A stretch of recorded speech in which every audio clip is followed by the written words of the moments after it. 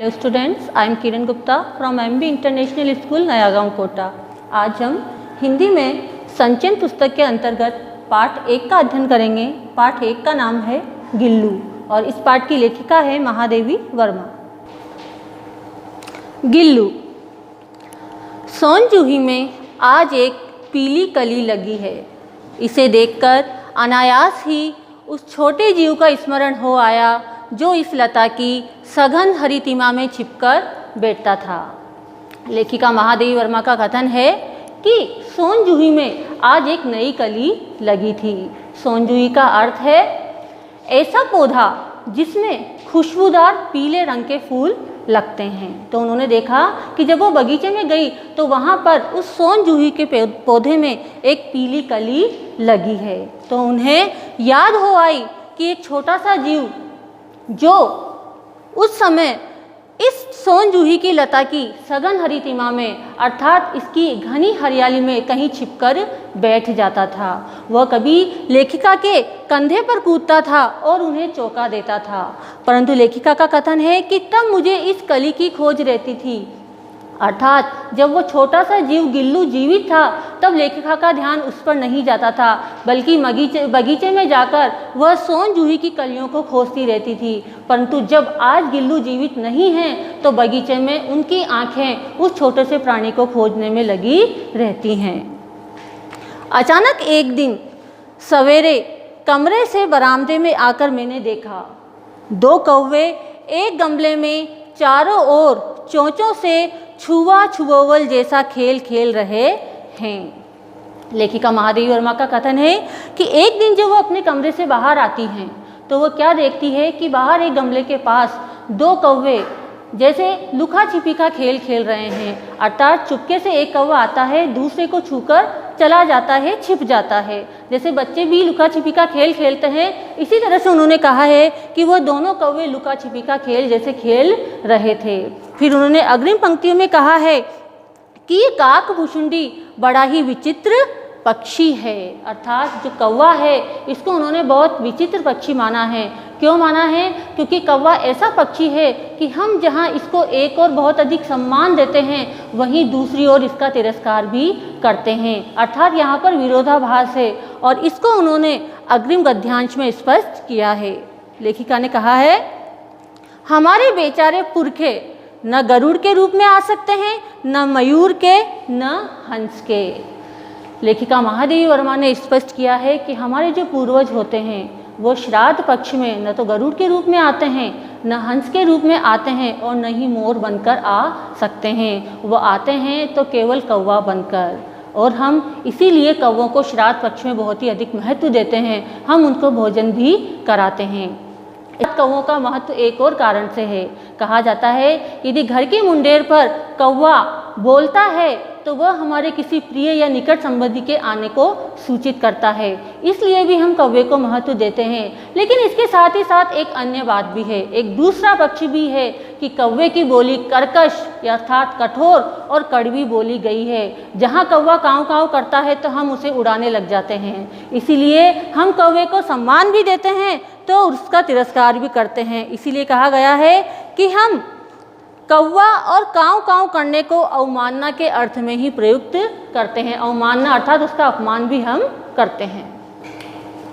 मेरे काक पुराण के विवेचन में अचानक बाधा आ पड़ी। लेखिका महादेवी वर्मा का कथन है कि मैं जो कौवों के संबंध में ये सारी जानकारी बता रही थी या देख रही थी तो उसमें अचानक से एक बाधा आ जाती है। वो क्या देखती है कि अपने गमलों के पास दीवार के बीच में अर्थात गमले और दीवार के बीच में उन्होंने क्या देखा, एक छोटे से जीव पर उनकी दृष्टि रुक जाती है। वह देखती है कि एक गिलहरी का छोटा सा बच्चा है जो संभवतः घोंसले से गिर पड़ा है। एक गिलहरी का छोटा सा बच्चा जो शायद अपने घोंसले से गिर गया है और अब कौवे उसे अपना आहार बनाने की कोशिश कर रहे हैं। काकद्वय अर्थात 2 कौवे, चोंचों के 2 घाव उस लघु प्राण के लिए बहुत थे। 2 कौवों ने अपने चोंचों से उस छोटे से जीव के ऊपर प्रहार कर दिया था और अब वह निश्चेष्ट होकर पड़ा था। निश्चेष्ट ऐसा उसमें कोई हलचल नहीं हो रही थी। परंतु महादेवी वर्मा का स्वभाव करुण था, उनको उस पर दया आई। उन्होंने उस छोटे से जीव को हौले से अपने हाथों में उठाया और अपने घर के अंदर ले आई। उन्होंने रुई से उसके शरीर का रक्त हटाया और उसके ऊपर मरहम लगाया। कई घंटे के उपचार के उपरांत उसके मुंह में एक बूंद पानी तक पाया जा सका।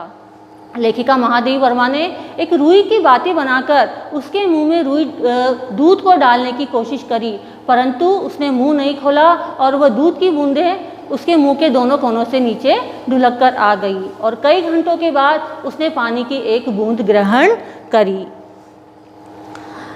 हमने उसकी जातिवाचक संज्ञा को व्यक्तिवाचक संज्ञा का रूप दे दिया और इस प्रकार हम उसे गिल्लू कहकर बुलाने लगे।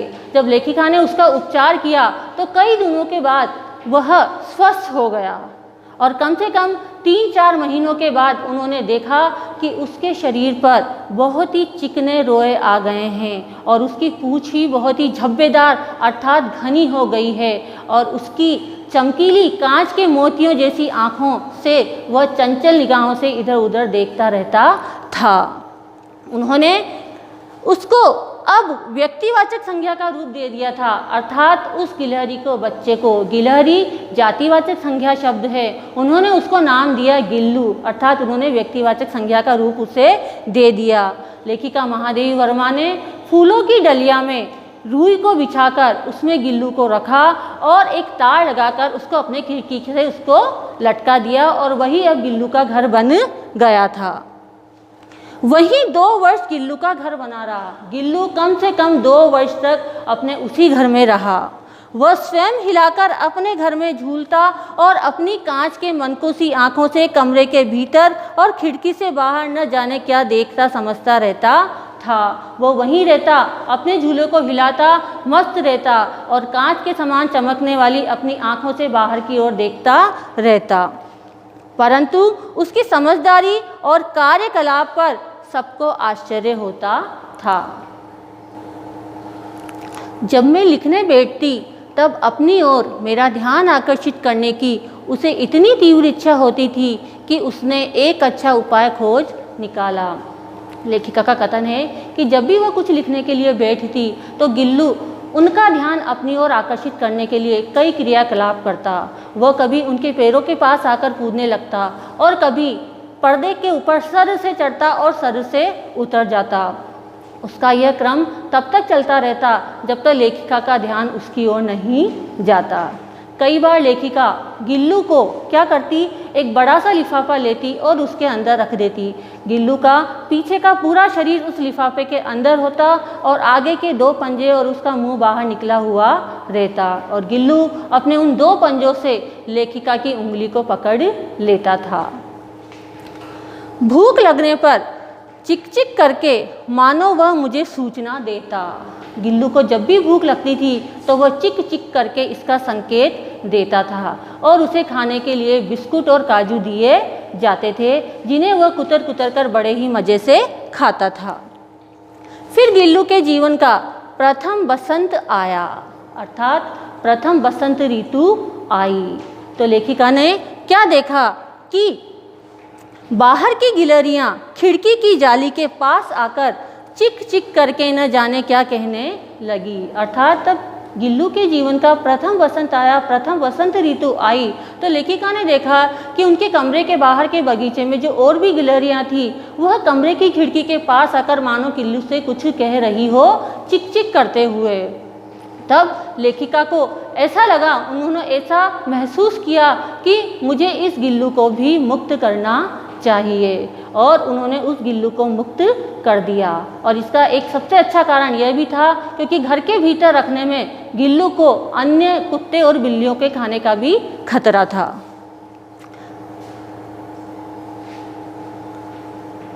मैंने कीले निकालकर जाली का एक कोना खोल दिया और इस मार्ग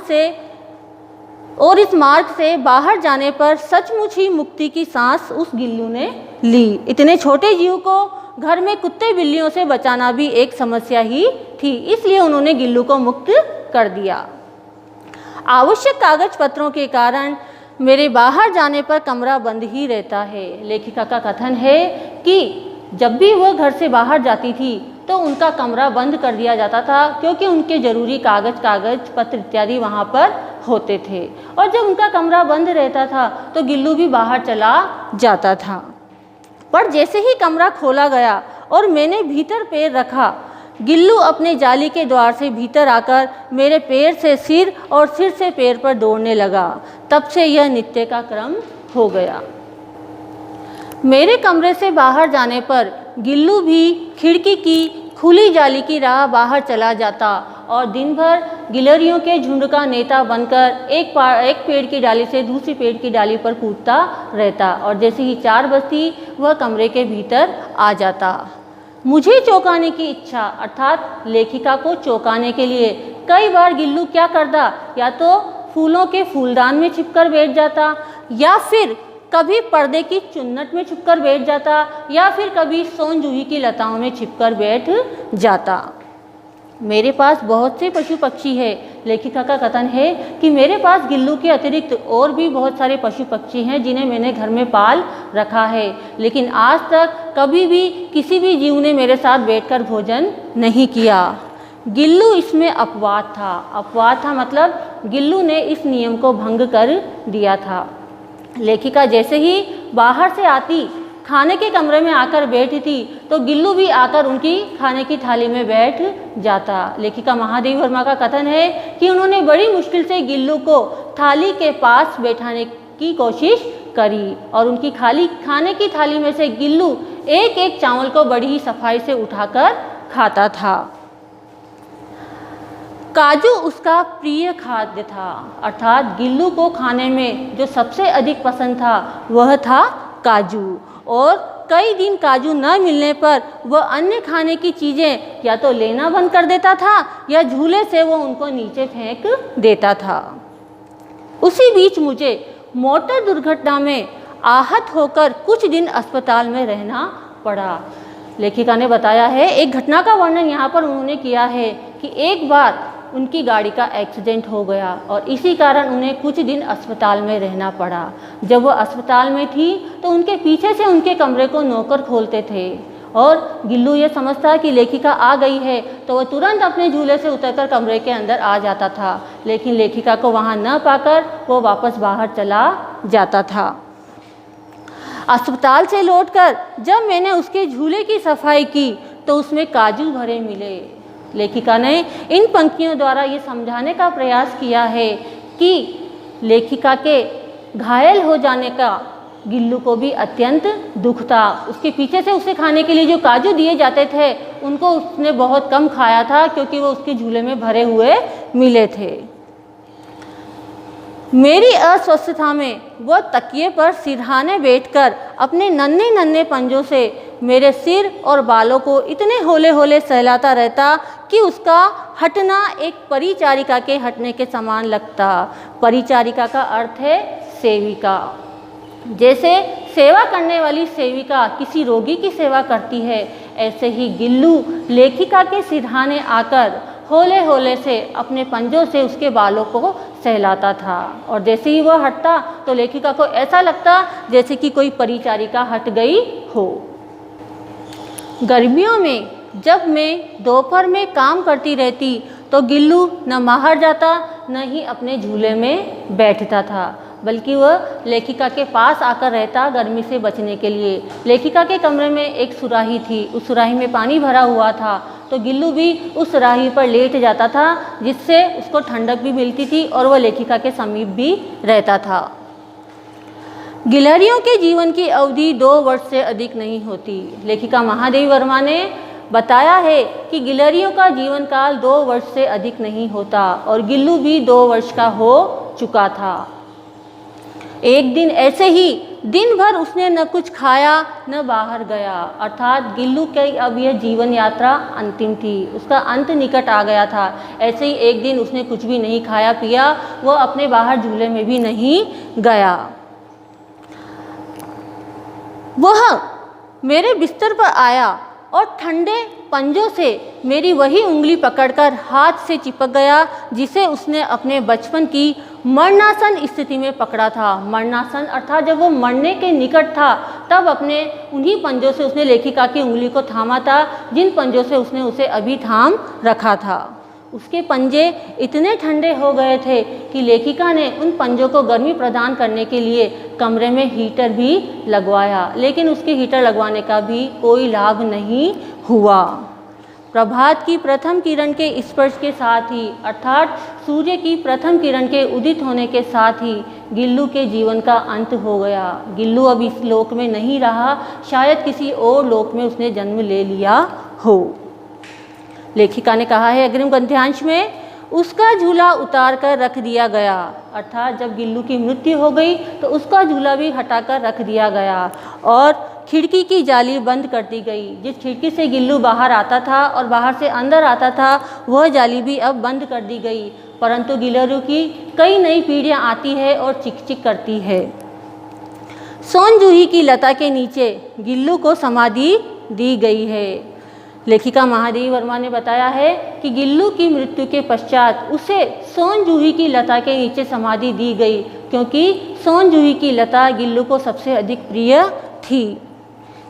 इसलिए भी कि उस लघुगात अर्थात छोटे से शरीर वाले गिल्लू को किसी वासंती दिन, किसी वसंत ऋतु में जूही के पीताप अर्थात जूही के पीले पीले फूल में खिल जाने का विश्वास मुझे संतोष देता है। लेखिका ने कहा है कि मैंने सोन जूही की लता के नीचे गिल्लू को समाधि इसलिए दी क्योंकि एक तो गिल्लू को वह लताएं बहुत अधिक पसंद थी, दूसरा कहीं न कहीं मेरा ये विश्वास था कि शायद गिल्लू उस सोन जूही के ऊपर पीले पीले कलियों के रूप में पुनर्जन्म ले ले। Thank you.